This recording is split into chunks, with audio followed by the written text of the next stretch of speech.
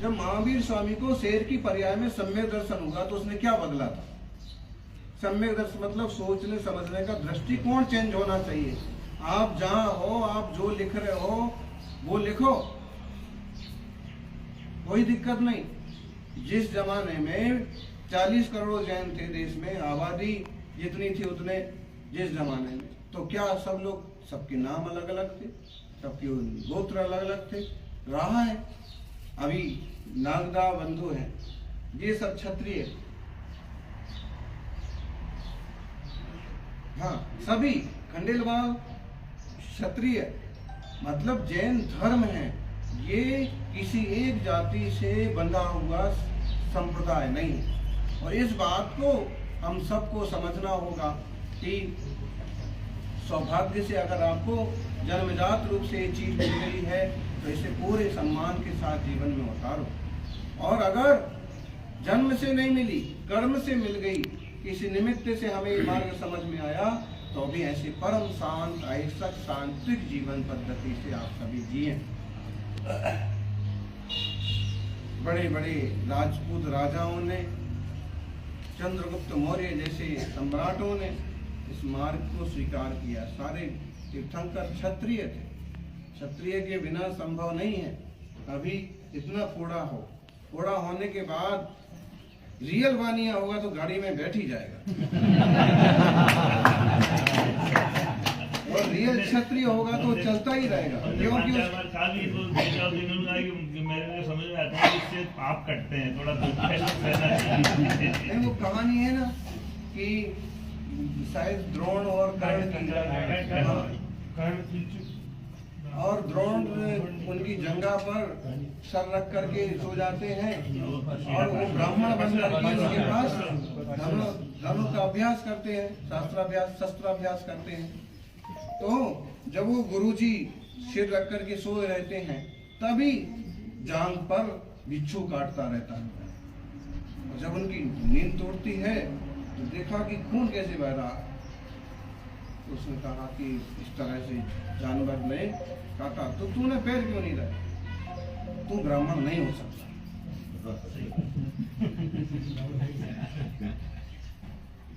तू ब्राह्मण नहीं हो सकता। ब्राह्मण या वैश्य इस तरह का इतना सारा धैर्य रख ले थोड़ा कठिन है, तो क्षत्रिय है। और भले आज व्यापार के लिए देखा जाए तो इन लोगों में बहुत सारे व्यापार की लाइन में ही है, लेकिन ये अधिकतम क्षत्रिय है, ब्राह्मण है, वैश्य है। सभी के लिए महावीर स्वामी ने कल्याण के मार्ग खोल के रखे थे। तो हम सभी उस मंगलमय जिन धर्म को समझते जाएं। जिन धर्म का मतलब निज धर्म, निज धर्म का मतलब मैं क्या हूं, मैं क्या हूं, मैं कौन हूं।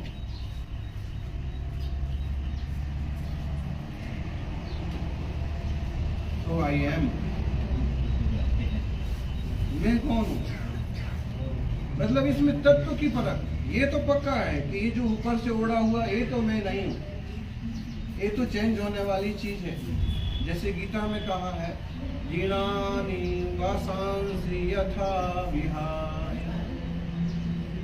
पुराना कपड़ा छोड़ करके जैसे नया कपड़ा कोई पहन लेता है, वैसे ही ये शरीर भी है। शरीर और आत्मा अलग अलग है। आत्मा की जो कर्म स्थिति पूरी होती है, आयुबंध की सत्ता पूरी होती है, तो पुराना शरीर छोड़ जाता है, नए संस्कारों से नया शरीर मिल जाता है। इसका मतलब शरीर हम नहीं हैं, हम आत्मा है, चेतना है, ज्ञान घन है। और जब इसी का अनुभव होता है, जब आत्मा की अनुभूति होती है, ये जीवोन्या पुद्गलाश्चान्या इत्यसौ तत्व संग्रह यदन्य दुच्यते किंचित सोस्तु तस्सैव विस्तरः। जीव अलग है, देह अलग है, और जीव और पुद्गल की भिन्नता को जानता है जो वही ज्ञानी है। ये सारे ज्ञान का सार ये है। फिर हम एक बात और कहते हैं, जिस भूमिका में आप हो और भूमिका में वो रोल आपको निभाना पड़ेगा। समझ में आया ना? अमिताभ बच्चन है मान लो, लेकिन उसको एक पिक्चर में भिखारी का रोल मिला तो उसको भिखारी का एक्टिंग करके वैसे ही करना पड़ेगा, नहीं तो उसको रुपया मिलने वाला नहीं है। जनता भी उस पिक्चर को फ्लॉप घोषित कर देगी, बोली भिखारी तभी कहे कि नहीं मैं तो सबसे बड़ा एक्टर हूँ और मैं भिखारी का रोल तो उसी एक्टर की स्टाइल में करूँगा, तो नहीं जमेगा। कुली बनाई थी तो कुली बना था। हाँ, कुली में कुली बना कि नहीं बना? हाँ, तो मतलब है कि जिस भूमिका में आप हो, घर है, गृहस्थी है, बच्चे हैं, दुकान है, परिवार है, गांव है, कर्तव्य है, तो आपको अपनी भूमिका तो निभाना पड़ेगी। लेकिन कुली बनने के बाद भी उसे पता है, क्या पता है पारस जी?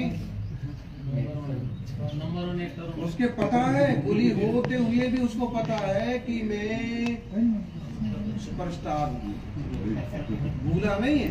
लेकिन उस समय वो उस चीज को हावी नहीं होने देगा। उस समय जिस भूमिका में है उस भूमिका को इस ढंग से निभाएगा कि असली कुली भी उसके सामने पानी भरने लगेगा।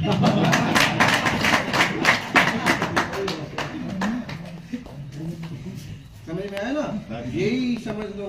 सारी दुनिया बोझ हम गिराते हैं, इसलिए हम कुली कहलाते हैं। हाँ। तो यही समझ लो कि आप भी जिस भूमिका में हैं, कुली की भूमिका में एक तरह से पूरे परिवार का बोझ लेके चलना है।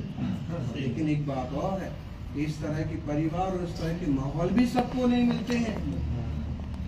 एक प्यारा सा परिवार होना, एक अच्छा सा समाज होना, जिस समाज में ज्ञान के रास्ते मिल पाना, जिस समाज में ऐसे तपस्वियों का आना कि जहाँ चार बातें हमें इस चीज की ख्याल तो कराएं कि रियली हम क्या हैं, हमारी कर्तव्य क्या है और हमें पहुंचना कहाँ। तो उस भूमिका में आप हैं, आपको वो भूमिका निभाना पड़ेगी। बस जिनवाणी इतना ख्याल कराती है, मुनिराज इतना ख्याल कराते हैं कि सिर्फ ये भूमिका अकेले तुम नहीं हो, इसके अलावा कुछ और भी तुम हो। लेकिन ये कुली के रोल में अगर भूल ही गया और जिंदगी भर के लिए कुली बन गया तो ये बेवकूफी अपन सब जीवों से हो जाती है। जैसे कलाकार को मालूम है कि मुझे अपना रोल निभाना है, अपना कर्तव्य करना है, शाम को जब बैठेगा ना, कुली था तो रिश्ता खींच रहा था,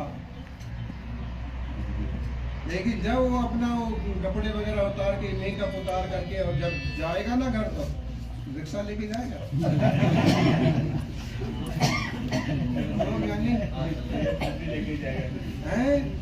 स्पेशल गाड़ी होगी, बॉडी गार्ड होंगे और निकलने भी उसको मुश्किल होगी कि अब निकलेंगे और 1000 लोग बाहर खड़े हो गए देखने के लिए। ऐसे ही अपन समझो, अपना आत्मा अनंत ज्ञान का धनी है। जैसे प्रभु है वैसे हमारा आत्मा है, और प्रभु के पथ पर चलेंगे, जो रास्ता उन्होंने बताया उस तरह का दया दान आदि तो सब इसमें आ जाते हैं, क्योंकि कोई भी तत्व ज्ञानी किसी तरह का दोष नहीं करता। तो हम सभी ऐसे समझें, भूमिका के अनुसार अपनी भूमिका निभाओ, लेकिन अपने को मत भूल जाओ। शुरू से आप दादा नहीं है। राम प्रसाद जी दादा बन गए क्या? नहीं बने? पिता तो बन गए। अच्छा, आप बचपन से ही पिता हो गया? बचपन से नहीं है, मतलब एक ग्रेड बदलता रहता है। बचपन से मामा हो क्या? नहीं है, बचपन से मामा भी नहीं, जमाई भी बचपन से नहीं है। मतलब है कि जन्म के बाद जैसे जैसे हम आगे बढ़ते जाते हैं वैसे वैसे रिश्ते मिलते जाते हैं। और हमारे देश में रिश्तों की भी परंपरा है ना, कि मूल संस्कृति और आत्म कल्याण से जुड़ी हुई परंपरा है। अगर उन्हें पुत्रोत्पत्ति भी करना है, परिवार भी आगे बढ़ाना है, तो उसका भी सेंस है कि हमारे पीछे कोई ऐसे संतान आए जो हमारी संस्कृति को, हमारी मर्यादा को, हमारे कुटुंब को, हमारे सिद्धांतों को आगे बढ़ा। केवल वासना नहीं है उसमें।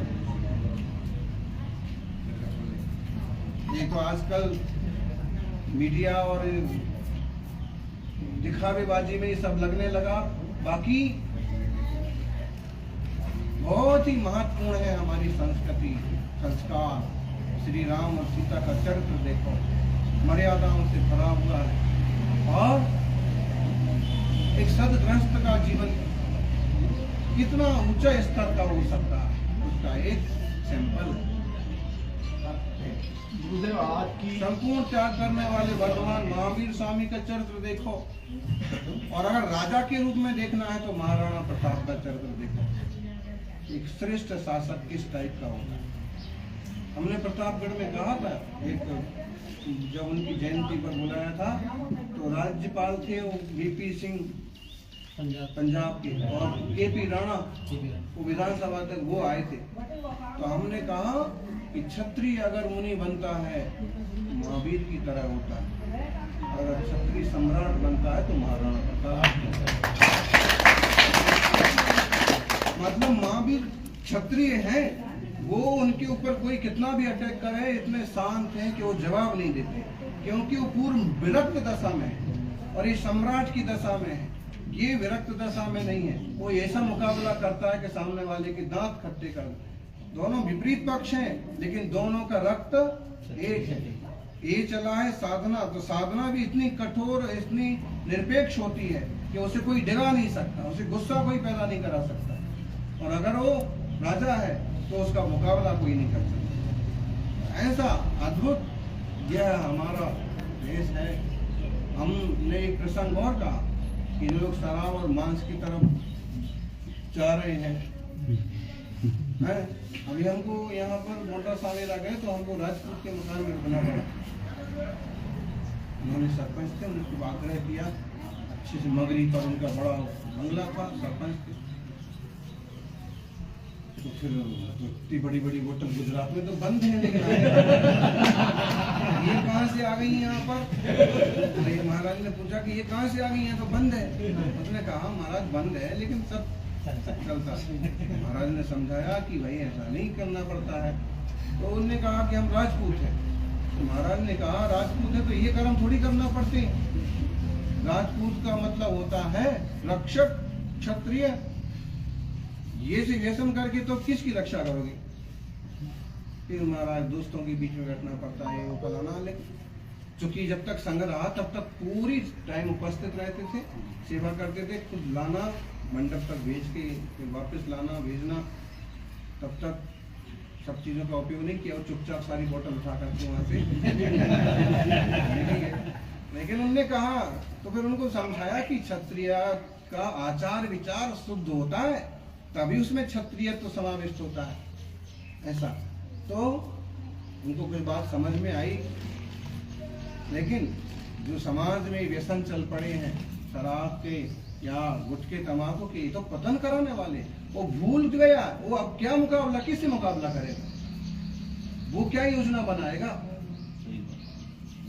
महाराणा का वो उदाहरण है कि घास की रोटी खाना पसंद कर सकते हैं, मांस खाना पसंद नहीं करेगा।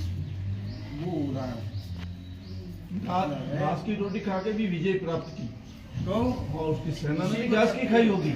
इसी को क्षत्रिय बोलते हैं। और उसमें भामाशाह का भी उदाहरण जुड़ता है।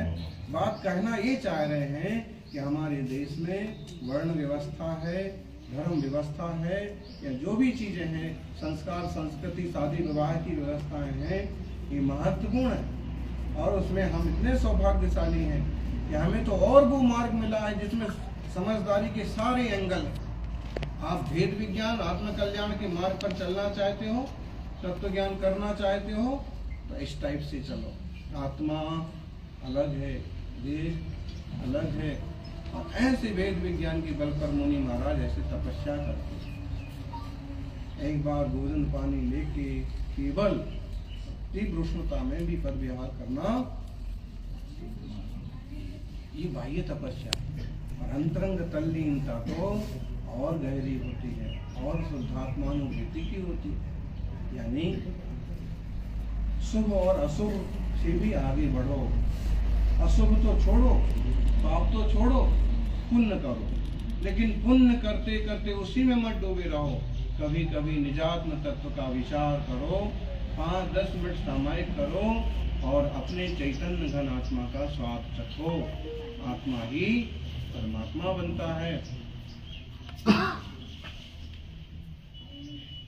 प्राकृत भाषा के ग्रंथ, समय सार, प्रवचन सार, पावट वगैरह में, उपनिषदों में आत्म तत्व की बड़ी महिमा गाई है। तो तुम खुद होनहार परमात्मा है, इस बात को समझ। भूल कैसे जाते हैं किरदार निभाते निभाते। एक प्रसंग हमने कहीं पढ़ा था कि कॉलेज में सारे स्टूडेंट्स ने, विद्यार्थी ने मिलकर के नाटक किया और एक विद्यार्थी को वो पाठ सौंपा गया कि तुझे गोली लगेगी और तुझे मर जाना है, स्टेज पर गिर जाना है। लेकिन इस ढंग से निभाना कि जनता को बिल्कुल विश्वास हो जाए कि सचमुच में गोली लगी और सचमुच में उसने बिल्कुल। और जब नाटक हुआ, पाठ उसने अदा किया, नकली बंदूक चली, नकली गोली लगी और वो असल में गिर पड़ा। और अब सारा नाटक खत्म हो गया, कलाकार चले गए, लेकिन वो उठने को तैयार नहीं। दोस्तों ने कहा कि समझ गई कि ये अब चल भाई। उसने कहा कि मुझे तो गोली लगी है, मर गया। प्रोफेसर से वगैरह ने कहा कि ऐसे नाटक हुआ है, ऐसा कुछ नहीं हुआ, चल कैसी बात करते हो, 1000 लोगों के सामने गोली लगी है, 1000 लोगों के सामने मरा हूँ, झूठ थोड़ी बोल रहा हूँ। वालों को खबर की कि भाई ये तो उठने को तैयार है और मैं मर गया हूँ। घर वाले आए, उन्होंने कहा कि बेटा पप्पू, लेकिन सब ने, लेकिन उसने कहा कि कभी मुर्दा आदमी उसके घर चलता है। आखिर ये फैसला किया गया कि यहाँ स्टेज पर कब तक पड़ा रहेगा, आखिर ये बंद भी तो करना है। इसको उठा करके गाड़ी में डालो और घर लेके हो जाए, सुबह तक ठीक हो जाएगा। लेकिन सुबह फिर बिस्तर से नहीं उठा।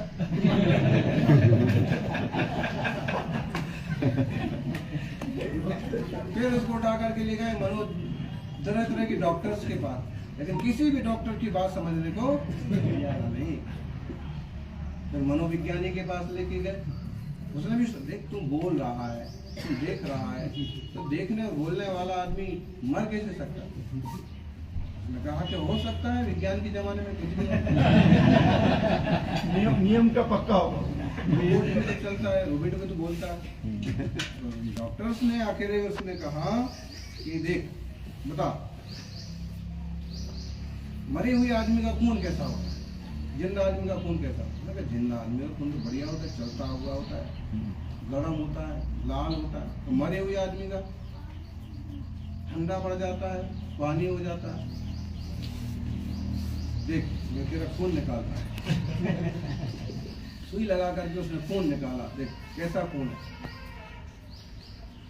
लाल है ना, गर्म है ना, चलता हुआ है ना।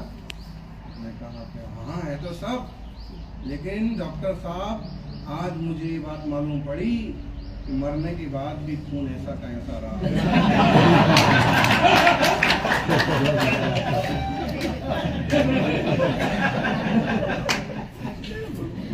मतलब अगर कोई धारणा को पकड़ ले, पर्याय को पकड़ ले, तो क्या नुकसान होता है उसका नमूना बताएं। वो रोल अदा करके तुम्हें स्टैंड अप हो जाना चाहिए था, खड़े हो जाना चाहिए कि हमारा काम पूरे हो गया, अब मैं अपने में आता हूँ। ऐसे ही गृहस्थ को गृहस्थी के घर के काम निभा करके थोड़ी देर अपने आप में वापस आना चाहिए कि मैं ये सब नहीं हूँ, ये मेरी भूमिका अदा हुई और अब इसका टेंशन लेकर के नहीं घूमना है, न तनाव में घर में पड़ जाना है, बिस्तर पर पड़ जाना है। अब मुझे अपनी तरफ ही आना है। जानन ज्ञान ये मेरा स्वभाव है। ऐसे जानन स्वभाव की, गायक स्वभाव की दृष्टि करें, शुद्ध आत्म तत्व को उपलब्ध हों, ये मंगल भावना। रूप तो बदलते रहते हैं लेकिन स्वरूप एक जैसा रहता है। ध्रुव चैतन्य स्वभाव पज्जय मूढ़ाही पर समया, सिर्फ पर्याय में जो लगे हैं तो पर समय मूढ़ हैं, जो अंतर्मुख होते हैं वो होनहार भगवान है, आत्मा है। हमें अब नीचे की तरफ नहीं जाना है, ऊपर की तरफ जाना है। और प्रत्येक जीव को ये मार्ग समझ में आए, जिनवाणी का मार्ग जन जन का मार्ग। पूजा अपनी जगह है, पूजा कर ली, धर्म शुभ हो गया, पुण्य हो गया, लेकिन धर्म है वस्तु का स्वभाव, खूब शांति, आनंद और जानन। इसमें जो स्थिरता बनी ये हुआ धर्म। पूजा पाठ जो हुआ हुआ पुण्य, और किसी को तकलीफ देना वो सब गया पाप। ऐसे धर्म की तरफ अपन बढ़े और आनंदमय जीवन दशा को उपलब्ध हो। जीते जी कैसे आनंदित रहा जा सकता है। महावीर स्वामी के पास कुछ व्यवस्थाएं नहीं है, लेकिन उनकी मुद्रा कैसी है, आनंदित है। ज्ञानी तपस्वी के पास कुछ व्यवस्था हो ना हो, हृदय भवन यहाँ दिख गया, हमको किसी ने रास्ते चलते दिखाया कि यहाँ देखो संत भवन दिख रहा है। मैंने कहा क्या बात है, देखो देखा तो यहाँ तो सच में कम उस पर लिखा था, उससे समझ में आ गया कि ये तो निर्मल की कंपनी है। लोगों ने भी बताया, ये हमने कहा कि भाई देखो ताला वगैरह, तो हमारे साथ देखा तो उसको थोड़ा हिलाया मिलाया और ताला भी, ताले ने भी साथ दिया। इस ताले ने तो साथ दिया ना, आप लगाते एक खुल गया तो यहाँ प्रवास हो गया। ये ना होता तो धूप में बैठ सकते थे, इतनी कोई किसी चीज की परवाह नहीं। लेकिन इस तरह के संत भवन, विश्राम, जिसको अपन बोलते मुनि वसतिका या विहार धाम, ये होना चाहिए। और युवाओं को इसकी देख रेख भी करना चाहिए। महीने 2 महीने में